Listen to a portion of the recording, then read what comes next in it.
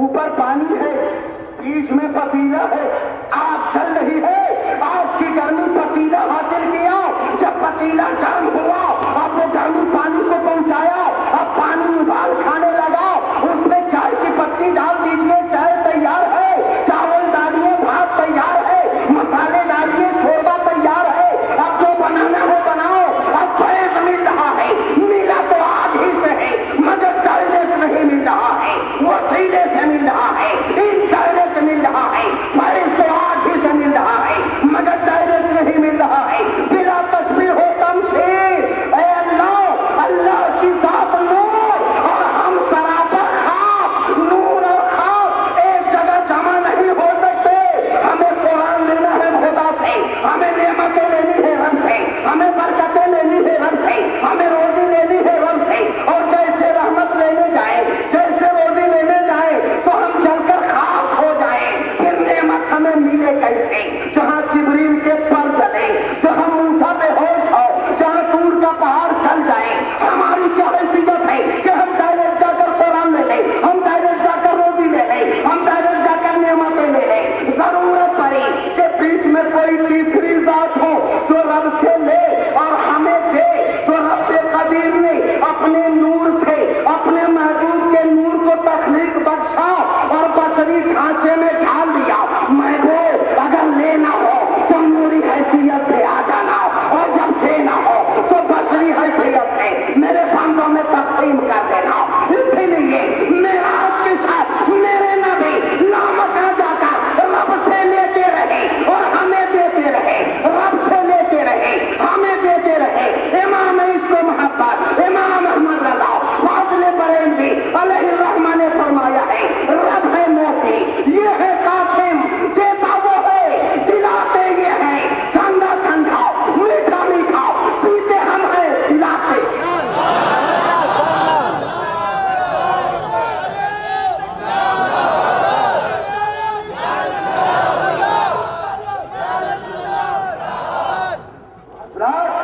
اگر نبی کی ذات کو تسلیم کرتے ہیں تو ان کی صفات کو بھی تسلیم کرنا ہوگا۔ تصدیق کرتے ہیں، ہم بھی تو نبی کو مانتے ہیں، نہیں تھے؟ ذات نبی کے ساتھ ساتھ صفات نبوت بھی ماننا لازم۔ اگر صفات نبوت نہیں مانیں گے تو نبی نہیں۔ ہمارے نبی کے لیے یوں تو تمام راتیں ہی سب یادگار، لیکن دو راتیں ایسی جن دو راتوں کا جواب نہیں، تاریخی رات، ایک رات کا نام شب معراج اور ایک رات کا نام شب ہجرت۔ ذرا دونوں راتوں کو نگاہوں میں رکھیے۔ میرے نبی شب معراج تشریف لے جا رہے ہیں تو ساتھ میں سارے فرشتوں کے سردار حضرت جبریل امین، اور ہجرت کی شب میرے نبی تشریف لے جا رہے ہیں تو ساتھ میں سارے انسانوں کے سردار افضل البشر حضرت ابو بکر صدیق، وہاں جبریل امین ساتھ میں ہے، یہاں حضرت ابو بکر صدیق ساتھ میں۔ مگر دونوں کا عشق دیکھیں، وہ کون سی چیز ہے جو انسان کو ساری مخلوقات سے ممتاز کرتی ہے؟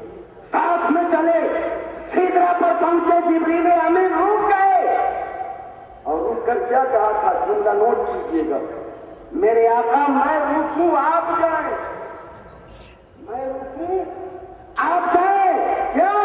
میرے آقا میں آگے بڑھوں گا تجلی الہی سے بالوں پر چل جائیں گے، جان جانے کا ڈر، میں رکوں آپ جائیں۔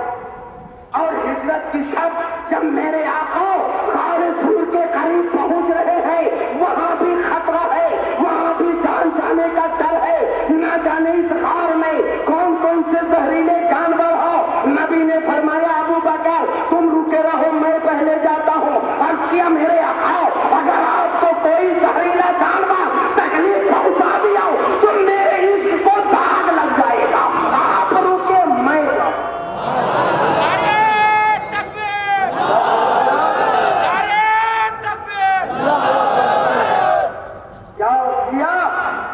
جبریل امین نے کہا میں رکوں آپ جائیں، اور ابو بکر صدیق عرض کر رہے میرے آقا آپ رکے میں جاؤں۔ دونوں جملے میں فرق ہے، سمجھ رہے نا؟ میں رکو آپ جائیں، اور حضرت ابو بکر صدیق عرض کر رہے ہیں کہ آپ رکے میں جاؤں۔ حضرت ابو بکر صدیق گئے غار میں، گھاس پھوس صاف کیا، دیکھا غار میں بہت سارے سوراخ ہے، کرتا نکالے پھاڑ ڈالا، تھوڑا تھوڑا ٹکڑا پھاڑ پھاڑ کر سوراخوں کا منہ بند کر دیا، ایک سوراخ بچ گیا، بیٹھ گئے اور اپنا پاؤں اس سوراخ پہ رکھ دیا۔ اب عرض کرتے میرے آقا تشریف لائے، نبی تشریف لائے، ابو بکر صدیق کے جان پر اپنا سر مبارک رکھ کر استراحت فرما رہے ہیں۔ اب دو عاشق اس غار میں جمع ہے، ایک طرف ایک سانپ ہے جو عشق نبی میں ہے، اور ایک طرف ابو بکر صدیق ہے، یہ بھی عشق نبی میں مست ہے، سانپ بھی عشق نبی میں مست ہے، اور ابو بکر صدیق بھی سانپ بھی زیارت کے لیے تیار، نکلنے کے ارادے میں ہے۔ ابو بکر صدیق کی محبت روک رہی ہے، تجھے آنے نہ دوں گا، اور سانپ کی محبت چاہتی ہے میں دیکھ کے رہوں گا۔ دونوں طرف دونوں کی محبت ہے، سانپ بھی تو محبت ہی کی وجہ سے بہت پہلے سے بیٹھا، سرکار آئیں گے یہ اجازت ہے۔ آج اتنی لمبی مدت کے بعد وہ ساعت سعید قریب آئی تو صدیق کی محبت بیچ میں آئے تھے، پاؤں رکھ دیا، مگر سانپ سے ذرا سا عقیدت سیکھیے گا، عقیدت ہو تو سانپ جیسا، کیسا عقیدت دیا ہے؟ اگر اسے بھی اس کے نبی حاصل نہ ہوتا تو وہ عقیدت مندی نہ مل پاتی، اور جتنے سوراخ تھے سارے سوراخوں میں تھوڑا تھوڑا کپڑا ڈالا گیا تھا، اور ایک سوراخ کے منہ پر ابو بکر صدیق پاؤں رکھ دیا تھا۔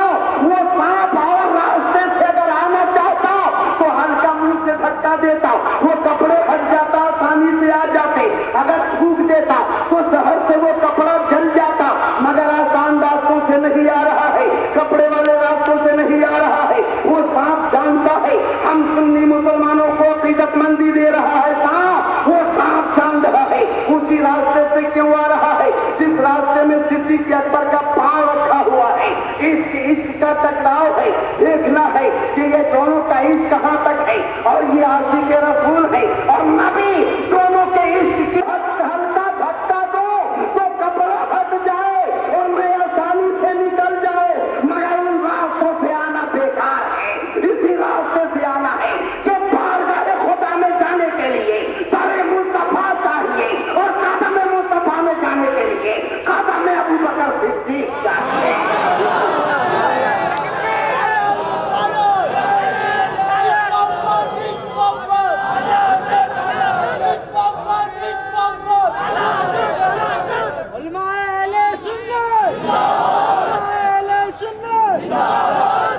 تو حضرات سانپ عقیدت مندی دے رہا ہے کہ نبی کے قدموں تک اگر جانا ہے تو پہلے صدیق کے قدموں کو بوسہ دے لو، انہی کے قدموں کے ذریعے پائے رسول تمہیں مل سکتا ہے، اور ڈائریکٹ خدا تک کیسے جا سکتے ہو۔ بہت اچھا سبق دے رہا ہے وہ سانپ، ہمیں سبق دے رہا ہے جو جسے عشق نبی حاصل ہے۔ تو حضرات تو اب یہ ایک درندہ کا یہ ایک ایسا سانپ ہے، سانپ ایسا جانور ہے جو موذی جانور ہے، بنی آدم کا دشمن ہے، وہ بھی ہمیں محبت رسول کا درس دے رہا ہے۔ تو اب کوئی انسان جو نبی کی عظمت کے خلاف تبلیغ کرے، اب دونوں کا موازنہ کیجئے، یہ انسان بہتر ہے یا اس خارے سور کا وہ سانپ بہتر ہے؟ یقیناً وہ سانپ بہتر ہے جو نبی کے عشق میں سرکار ہے، نبی کی محبت میں دیوانہ ہے، وہ سانپ بہتر ہے اس انسان سے۔ اور یہ انسان کا تو عالم یہ ہے، صبح صبح مسجدوں میں یا عشاء کے بعد مسجدوں میں پرانی تاریخیں دہرائی جاتی ہے۔ صلاح الدین ایوبی کے دور میں تاریخیں چلی تھی کہ دیہاتوں میں وہ اپنا پالا ہوا امام تیار کر کے ٹریننگ دے کر اسے امام بنا کر بھیجتے تھے، جاؤ مسلمانوں کی مسجدوں میں امام بن جانا اور وہی تنخواہ دے اسی پر تیار ہو جانا، تیرا کام ہے جب قوم تجھ سے قریب ہو جائے تو اپنا مشن دھیرے دھیرے اس کے دلوں میں اتارنا۔ وہ امام جھوٹا امام اور دغاباز مکار فریبی امام آتے اور آہستہ آہستہ دیہاتی عوام کو اور یہ جاہل عوام بھولے بھالے سنی مسلمانوں کو قریب کرتے اور قرآن کھول کر ایک ایک آیت پڑھ کر الٹا سیدھا ترجمہ کر کے مسلمانوں کے دل و دماغ میں وہ معنی اور مطالب اتارتے تھے۔ جب صلاح الدین ایوبی کو معلوم ہوتا ہے اس مسجدوں پہ چھاپے مارتے اور اس امام کو پکڑ کر اسے بے نقاب کرتے اور قوم کے سامنے رکھتے تھے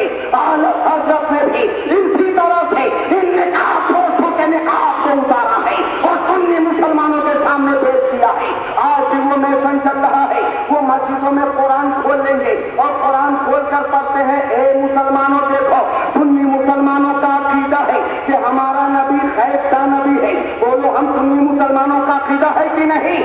یقیناً ہمارا نبی غیب کا نبی ہے. یہ ایک ایسا عقیدہ اس کے خلاف وہ تعلیم دے رہا ہے کہ سنی مسلمانوں کا یہ عقیدہ ہے. اور دیکھو قرآن کہتا ہے اِنَّهُ مَفَاتِحُ الْغَیْبِ، غیب کی کنجی اللہ کے پاس ہے. تو جب غیب کی کنجی اللہ کے پاس ہے تو غیب کا خزانہ کھلے گا ہی نہیں. جب کھلے گا نہیں تو کوئی جانے گا نہیں، پھر دوسرا کیسے غیب جانے گا؟ دیکھو قرآن تو یہ کہہ رہا ہے، مگر سنی مسلمانوں کے علماء یہ غیب اور قرآن کی آیتوں کے خلاف قوم میں تبلیغ کرتے ہیں کہ ہمارا نبی غیب کا نبی ہے. دوسری روایت یہ بیان، دوسرا مسئلہ یہ، دوسرا سبق یہ دیتے ہیں کہ سنی مسلمانوں کا عقیدہ ہے کہ ہمارا نبی بااختیار نبی ہے اور خزانے بانٹتے رہتے ہیں. اب دیکھو قرآن کہتا ہے لہو مقالید السماوات والارض، آسمان و زمین کے خزانے کی کنجی اللہ کے لیے ہے. تو جب زمین کے خزانے میں تالا لگا ہے اور وہ کنجی اللہ کے پاس ہے، پھر یہ تالا کھلے گا کیسے؟ اور جب کھلے گا نہیں تو کوئی اسے بانٹے گا کیسے؟ تو جب سنی مسلمان یہ غلط عقیدہ رکھتے ہیں. حضرات قرآن کی آیت بالکل صحیح اور ترجمہ بھی بالکل صحیح کیا، مگر خرابی کہاں سے ہے ذرا سوچئے گا. یہ سبق کیسا دے رہا ہے، مزاج کیسا دے رہا ہے، تعلیم کیسی دے رہا ہے؟ میرا ایمان ہے اِنَّهُ مَفَاتِحُ الْغَیْبِ، قرآن کی آیت ہے، اس پہ ایمان ہے. غیب کی کنجی اللہ کے پاس ہے، اس ترجمے کو بھی میں مانتا ہوں، مگر میں جاننا چاہتا ہوں غیب کی کنجی ہے کس چیز کی؟ وہ چابی ہے کیسی؟ کس چیز کی بنی؟ سونے کی ہے کہ چاندی کی ہے، تانبے کی ہے کہ پیتل کی ہے؟ وہ چابی کس چیز کی ہے کہ لامکان میں بھی رہے اور جب زمین پہ خزانہ کھولنا ہو تو مکان میں بھی آ جائے، اور جب خزانہ بند ہو جائے تو لامکان میں بھی جائے، مکان میں بھی رہے، لامکان میں بھی رہے. وہ چابی کس چیز کی ہے؟ سونے کی ہے کہ چاندی کی؟ اس چابی کی حقیقت جاننے کے لیے بڑے بڑے علماء سے کانٹیکٹ کیا. حضرات ذرا سمجھا دیجیے یہ چابی کس چیز کی ہے؟ جو اللہ کے پاس ہے، جو غیب کی چابی ہے، جو دنیا کے خزانے کی چابی ہے. سارے علماء بتانے سے قاصر، جب کوئی نہ بتایا، امام عشق و محبت امام احمد رضا فاضل بریلوی نے ہمیں تعلیم دیا. اے ملازم رضا مصباحی، تم دنیا کے کسی ملوں سے مت پوچھو، اگر تجھے معلوم کرنا ہے جس چیز کی حقیقت میں سمجھ میں آئے اس چیز کا نام کاغذ پہ لکھ لو. پوائنٹ نوٹ کیجیے گا، جس چیز کی حقیقت نہ سمجھ میں آئے اس چیز کا نام کاغذ پہ لکھو. نام کا پہلا حرف نکالو اور آخری حرف نکالو. پہلے حرف کا نام حرف مرکز ہے اور آخری حرف کا نام حرف محیط ہے. اب ان دونوں حرف کو ایک جگہ جوڑ دو اور جوڑنے کے بعد جو لفظ بنے اب الٹاؤ لغت، اور دیکھو لغت میں یہ معنی کیا بتا رہا ہے. اگر خدا نے علم دیا ہے، خدا نے صلاحیت دی ہے تو اس ترجمے سے تجھے سمجھ میں آ جائے گا. ہمیں اعلیٰ حضرت نے بتا دیا، بھلے علم کم صحیح، بھلے صلاحیت کم صحیح، مگر ہم نے کوشش کرنا شروع کیا، ہم نے نقل کرنا شروع کیا. جس طرح اعلیٰ حضرت نے